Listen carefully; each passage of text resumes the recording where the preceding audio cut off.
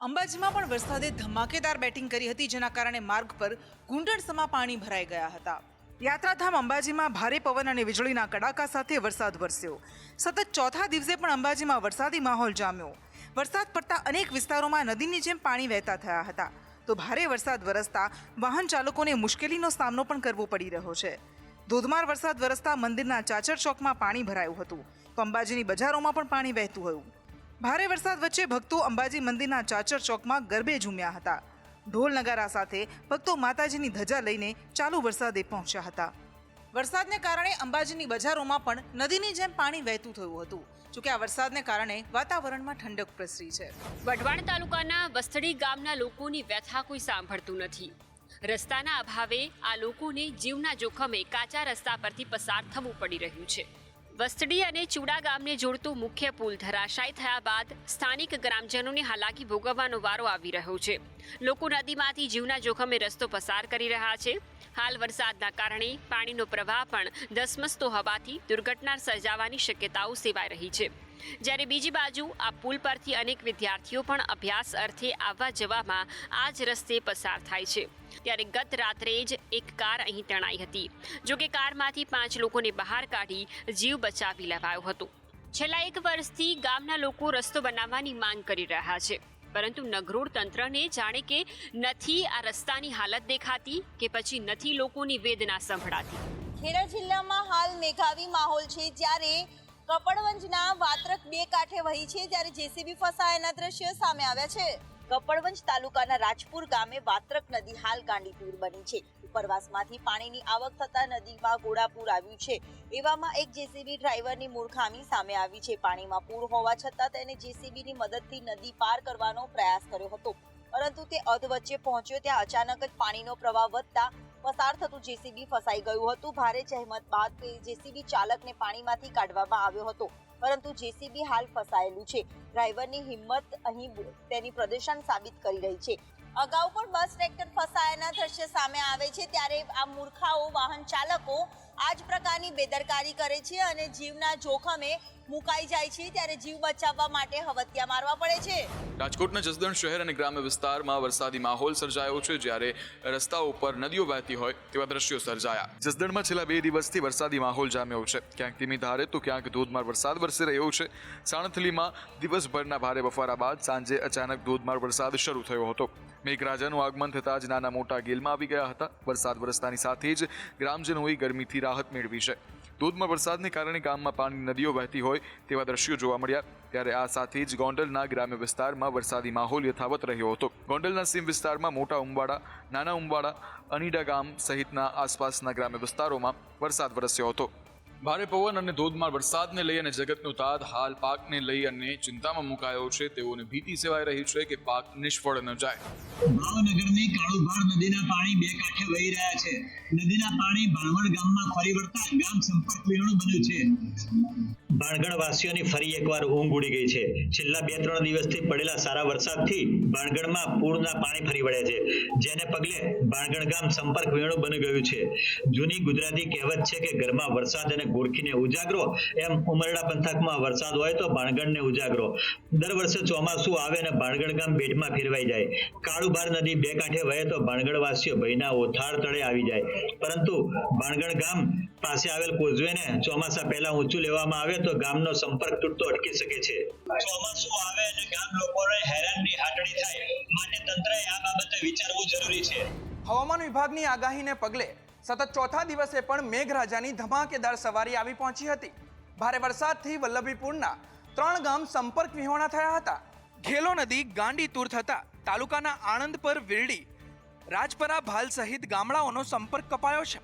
કારણ કે ઘેલો નદી પરના તમામ કોઝવે પાણીમાં ગરકાવ થતા રસ્તાઓ બંધ કરાયા છે અને હાલ તમામ રોડ પર પોલીસને તૈનાત કરવામાં આવી છે. તો ચમારડી ગામ નજીક પાણી ફરી વળતા વાહન વ્યવહાર બંધ કરાયો છે. વલ્લભીપુર તરફથી ભાવનગર જતા વાહનોને ડાયવર્ટ કરવામાં આવ્યા છે. રોડ પર એટલી માત્રામાં પાણી છે કે એક જગ્યાએથી બીજી જગ્યાએ જઈ શકાય તેમ નથી. ત્યારે તંત્ર દ્વારા ફાયર વિભાગનો તેમજ પોલીસનો સ્ટાફ સ્ટેન્ડ બાય રખાયો છે.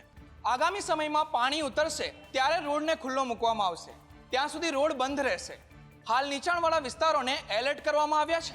ભાવનગરનો જીવાદોરી સમાન શેત્રુંજય ડેમ 90% ભરાઈ ગયો છે અને નીચાણવાળા વિસ્તારોને એલર્ટ પણ કરી દેવામાં આવ્યા છે.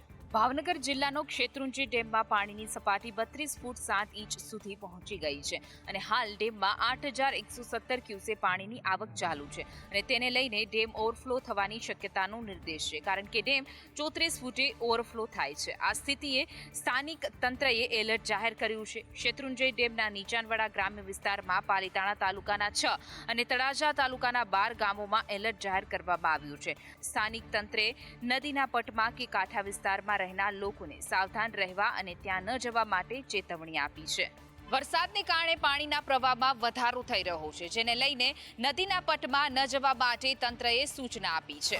અમરેલીમાં પણ મેઘરાજા જતા જતા જમાવટ બોલાવી રહ્યા છે. વીજળીના કડાકા ભડાકા સાથે છૂટો છવાયો વરસાદ નોંધાયો છે. હવામાન વિભાગની આગાહી પ્રમાણે ખાંભા શહેરમાં ધોધમાર વરસાદ વરસ્યો. બપોર બાદ એકાએક વાતાવરણમાં પલટો અને ધોધમાર વરસાદ વરસ્યો. શહેરના રોડ રસ્તા ઉપર પાણી ફરી વળ્યા. બીજી બાજુ હાલ ખાંભાના ખેડૂતોને વરસાદની જરૂર છે, ત્યારે કપાસ, મગફળી સહિતના ઉભા પાકને આ વરસાદથી ફાયદો થશે એવું અહીં આ ખેડૂતનું કહેવું છે. જણાવી દઈએ કે અમરેલીના બાબરા, કુકાવાવ, વાડિયા, રાજુલા, બગસરા, જાફરાબાદમાં વરસાદ વરસ્યો છે. આ જિલ્લામાં સૌથી વધુ વરસાદ બાબરામાં વરસ્યો છે. તો અહીં નદીઓ પણ વરસાદના કારણે ફરી એકવાર બે કાંઠે વહેતી થઈ છે.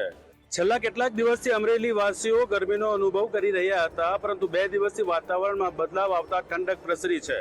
નવરાત્રીમાં વરસાદ ખેલૈયાઓના રંગમાં ભંગ પાડશે તેવું કહેવું છે હવામાન નિષ્ણાંત અંબાલાલ પટેલનું. ગુજરાતમાં છેલ્લા કેટલાક દિવસથી વરસાદી માહોલ જોવા મળી રહ્યો છે. દક્ષિણ ગુજરાત અને સૌરાષ્ટ્રના અનેક વિસ્તારોમાં ભારેથી ભારે વરસાદ વરસ્યો છે. ત્યારે હવામાન નિષ્ણાંત અંબાલાલ પટેલના કહેવા પ્રમાણે પહેલા નોરતે રાજ્યમાં હળવા વરસાદની આગાહી કરવામાં આવી છે, જ્યારે બીજા નોરતાથી ચોથા નોરતા સુધી રાજ્યમાં ઉઘાડ નીકળશે. તો ત્યારબાદ ફરી એક વખત મધ્ય ગુજરાતના ભાગોમાં ભારે વરસાદી ઝાપટાની પણ સંભાવનાઓ છે. હસ્ત નક્ષત્રમાં એટલે કે 7 થી 12 ઓક્ટોબર નવરાત્રીના અંતમાં મધ્ય ગુજરાતમાં ભારે વરસાદી ઝાપટા પડી શકે છે. એટલું જ નહીં, પરંતુ શરદ પૂનમની રાત્રે ગતિવિધિઓ જોયા બાદ ચક્રાવત બને તેવી પણ સંભાવનાઓ વ્યક્ત કરી રહી છે. ત્યારે ઓક્ટોબર મહિનાની અંદર બંગાળની ખાડીમાં વાવાઝોડું બને તેવી પણ સંભાવનાઓ છે. અંબાલાલ પટેલનું તેવું પણ કહેવું છે કે અરબી સમુદ્રની અંદર વાવાઝોડું બની શકે છે અને તેની અસર ગુજરાત રાજ્યના કેટલાક જિલ્લાઓમાં જોવા મળી શકે છે. વડોદરા શહેર ઉપર ફરી એકવાર જળસંકટ તોડાઈ રહ્યું છે. 2 કલાક વરસાદે વડોદરાને ગમરોળ્યા બાદ વિશ્વામિત્રી ભયજનક સપાટીએ પહોંચી છે. આજે વહેલી સવારથી જ વડોદરામાં વરસાદ વરસી રહ્યો છે. શહેરને ફરી એકવાર 2 કલાકના વરસાદે ગમરોળ્યું છે. ત્યારે ચિંતાની વાત એ છે કે વિશ્વામિત્રી નદીનું લેવલ ભયજનક લેવલથી માત્ર હવે 8 ફૂટ જ દૂર છે અને હાલમાં નદીના જળસ્તરમાં સતત વધારો થઈ રહ્યો છે. તમને જણાવી દઈએ કે વિશ્વામિત્રી નદીની સપાટી હાલ 19 ફૂટ પર પહોંચી છે. વડી શહેરમાં સાર્વત્રિક વરસાદના કારણે નીચાણવાળા વિસ્તારોમાં પાણી ભરાયા છે. સુભાનપુરામાં વરસાદી પાણી ભરાયા છે અને અન્ય રાજમાર્ગો પર પાણી ભરાતા સ્થાનિકોને ભારે હાલાકીનો સામનો કરવો પડી રહ્યો છે. રસ્તા પર પાણી ભરાતા વાહન ચાલકો અનેક જગ્યાએ અટવાઈ પડ્યા છે. તો ગરબાના મેદાનોમાં પણ વરસાદી પાણી ફરી વળ્યા છે, જેના કારણે ગરબાના આયોજકોમાં ચિંતાનું મોજું ફરી વળ્યું છે. વડોદરામાં વીજળીના કડાકા ભડાકા સાથે વરસાદ વરસ્યો, જેના કારણે ઘણા વિસ્તારો પાણીમાં ગરકાવ થઈ ગયા. વડોદરા શહેરમાં વહેલી સવારથી જ કાળા ડિબાંગ વાદળો છવાયેલા હતા અને બપોર બાદ ધોધમાર વરસાદ ખાબક્યો, જેના કારણે લોકો મુશ્કેલીમાં મુકાયા હતા. તો શહેરના વિવિધ નીચાણવાળા વિસ્તારો પાણીમાં ગરકાવ થયા હતા. બીજી તરફ આજવા સરોવરના દરવાજા હાલ બંધ છે, પરંતુ ઉપરવાસમાંથી વરસી રહેલા ભારે વરસાદના કારણે સતત પાણીની આવક થઈ રહી છે. રાવપુરામાં સ્વિમિંગ પુલ જેવો ઘાટ સર્જાયો છે. રાવપુરા જીપીએસ પાસે વરસાદી પાણીનો ભરાવો થયો છે. બાળકો વરસાદમાં પાણીની મજા માણતા જોવા મળ્યા. વાહન ચાલકોને અન્ય માર્ગ ઉપરથી પરત ફરવાનો વારો આવ્યો હતો. આ ચોમાસાએ વડોદરાનો વારો પાડી દીધો છે. સામાન્ય વરસાદમાં જ પાણીમાં અમુક વિસ્તાર ગરકાવ થઈ જાય છે અને તંત્ર માત્ર મીટિંગો કરતું રહે છે. વડોદરામાં ફરી એકવાર મેઘરાજાએ દબદબાટી બોલાવતા ઠેર ઠેર પાણી ભરાયા હતા. વડોદરામાં 2 કલાકમાં જ 4 ઇંચ જેટલો વરસાદ ખાબક્યો હતો, જેને લઈને અનેક વિસ્તારોમાં પાણી ભરાયા હતા. સુભાનપુરા વિસ્તાર આમ તો ઊંચાઈવાળો વિસ્તાર છે, પરંતુ અહીંની ડ્રેનેજ સિસ્ટમ વરસાદી પાણીની ઝડપી ગતિને સહન ન કરી શકતી હોવાથી આ વિસ્તારમાં હવે પાણી ભરાવા સામાન્ય થઈ રહ્યા છે. અહીં પાણી ભરાતા રાજમાર્ગો પર સ્વિમિંગ પુલના દ્રશ્યો સર્જાયા હતા અને રસ્તા પર પાણી ભરાતા વાહન ચાલકો અટવાયા હતા. તેની સાથે જ નવરાત્રીને લઈને ગરબા મેદાનો પર કરેલ તૈયારીઓમાં પણ નુકસાન થયું હતું, કારણ કે હવે મેદાનમાં પણ પાણી ભરાતા ગરબા આયોજકો ચિંતામાં મુકાયા છે. કારણ કે હવે પાણી કાઢ્યા બાદ ધોવાઈ ગયેલી માટી ફરી પાથરવી પડશે અને લાઇટોને નુકસાન થતાં તે પણ નવી જ નાખવી પડશે. જોકે 5 વાગ્યા બાદ વરસાદ રોકાતા પાણી ઓસરવાના શરૂ થયા છે. પરંતુ જો રાત્રે ફરી વરસાદ પડે તો પૂરની ચિંતા છોડતા ગયા છે. વડોદરામાં ફરી એકવાર મેઘરાજાએ દબદબાટી બોલાવતા ઠેર ઠેર પાણી ભરાયા હતા. સતત બીજા દિવસે ગીર સોમનાથ જિલ્લાના પ્રભાસ પાટણ અને સોમનાથ મંદિર વિસ્તારમાં ડિમોલિશનની કામગીરી હાથ ધરાઈ હતી. બીજા દિવસે ડિમોલિશનની કામગીરીને પગલે સોમનાથથી ભીડિયા તરફનો જવાનો રસ્તો બંધ કરી દેવામાં આવ્યો હતો. જમીન સમથળ કરવા માટે અને કાટમાળ ખસેડવા માટેની કામગીરીને પગલે રસ્તો બંધ રાખવાનો નિર્ણય તંત્રએ લીધો હતો. તો કાટમાળ ખસેડવા માટે વિવિધ મશીનરીને કામે લગાડવામાં આવી હતી. બુલડોઝર, ડમ્પર, ટ્રેક્ટર અને ડમ્પરની મદદથી કાટમાળ ખસેડવામાં આવી રહ્યો છે. આ સ્થળે ભારતીય ન્યાય સંહિતા મુજબ કલમ 223 લાગુ કરી 4 વ્યક્તિઓને એકઠા થવા પર પ્રતિબંધ મૂકવામાં આવ્યો છે. આગામી 3 દિવસ સુધી આ કલમ સોમનાથના પ્રિમાઇસીસમાં લાગુ રહેશે. શાંતિપૂર્ણ માહોલમાં સમગ્ર ડિમોલેશનની કામગીરી ચાલે તેવી સુચારુ વ્યવસ્થા કરવામાં આવી હતી.